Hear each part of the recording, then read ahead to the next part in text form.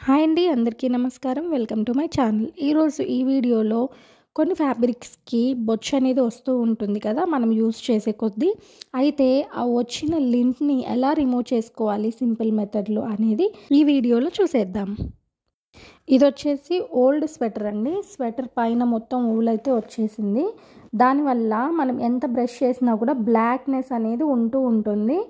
So దాన్ని remove చేసుకున్నామనుకోండి, కొత్త దానిలాగా కనపడుతుంది కదా. అయితే సింపుల్గా, ఈజీగా, ఫాస్ట్గా ఎలా రిమూవ్ చేసుకోవాలి అనేది మనం ఈ వీడియోలో చూద్దాము. చూడండి, నేను ఆల్రెడీ రిమూవ్ చేసి పెట్టుకున్నాను. ఎంత సాఫ్ట్గా ఉందో. ఇది వచ్చేసి నేను ఇంకా రిమూవ్ చేయలేదు, అంటే హాఫ్ స్వెటర్ని రిమూవ్ చేసేసాను లింట్. రిమైనింగ్ హాఫ్ లింట్ వచ్చేసి అలాగే పెట్టాను స్వెటర్కి. మీకు చూద్దాము ఎలా ఉంటుంది డిఫరెన్స్ అనేసి. ఈ లింట్ని రిమూవ్ చేయడానికి మనకు కావాల్సిన థింగ్ వచ్చేసి ఓన్లీ వన్ సింగిల్ కోంబ్. అది కూడా కొత్తది తీసుకోకండి.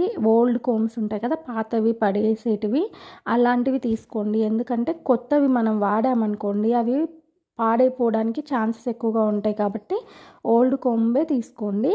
ఇది చూడండి, ఇక్కడ క్యాప్ దగ్గర కూడా నేను వన్ సైడ్, హాఫ్ సైడ్ వచ్చేసి లింట్ మొత్తం రిమూవ్ చేశాను. ఇదైతే రిమూవ్ చేయలేదు. ఇది చూడండి, రిమూవ్ చేశాను. ఎంత సాఫ్ట్గా ఉందో. ఇలా అవుతుంది అన్నమాట. ఒకసారి మనం ఎలా చేయాలి ఏంటి అనేసి క్లియర్గా చూసేద్దాం. ఇది వచ్చేసి నేను రిమూవ్ చేయని, లింట్ని రిమూవ్ చేయని ఒక హ్యాండ్. ఇంకొక సైడ్ ఉన్న హ్యాండ్ అయితే నేను ఆల్రెడీ రిమూవ్ చేసేసాను. ఇక్కడ చూపిస్తున్న విధంగా కోంబ్ని కొంచెం క్రాస్గా పెట్టుకొని మనం ఇలా దూకోవాలి. అప్పుడు మనకి ఏవైతే లింట్స్ ఉన్నాయో అవన్నీ కోంబ్తో వచ్చేస్తాయి. కాసేపు ఉన్న తర్వాత మళ్ళీ కొంచెం రఫ్గా చేసుకోవాలన్నమాట. కొంచెం అంటే ఫస్ట్ వచ్చేసి పైన ఉన్న లింట్ మొత్తం పోవడానికి, తర్వాత సన్న సన్నవి ఇంకా ఉంటాయి కదా, అలాంటివి పోవాలంటే మనం కొంచెం హార్డ్గా చేయాలి. ఇప్పుడు చూస్తున్నారు కదా, స్ట్రైట్ పెట్టేసి ఈ దువ్వెనని మళ్ళీ ఒకసారి సేమ్ అదే ప్రాసెస్ని రిపీట్ చేయడం వల్ల మనకైతే క్లీన్గా వచ్చేస్తుంది లింట్ అనేది. చూస్తున్నారు కదా, ఇదంతా వేస్టేజ్. ఇలానే చేసుకోవాలండి. చాలా సింపుల్. స్వెటర్ మొత్తాన్ని కూడా నేను 20 మినిట్స్లో నీట్గా చేసేసుకున్నాను. కొంచెం ఓపిక చేసుకుంటే సరిపోతుంది.